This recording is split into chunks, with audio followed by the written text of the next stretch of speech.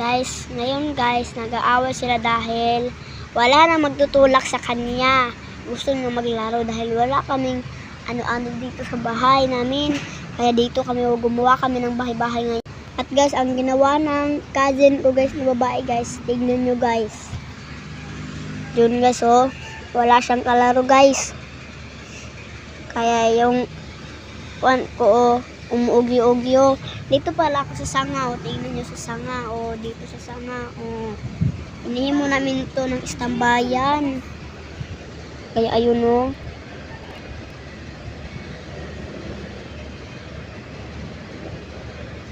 Na, doon, nalaglag.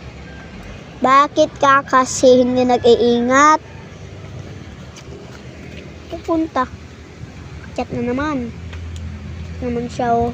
Ay, nagbibideo ka pala sa akin. Sakit nun. Ba't magbinidyohan ka kasi ganyan?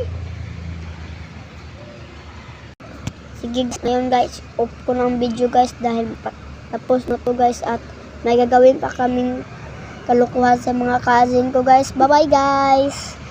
Okay, see you tomorrow.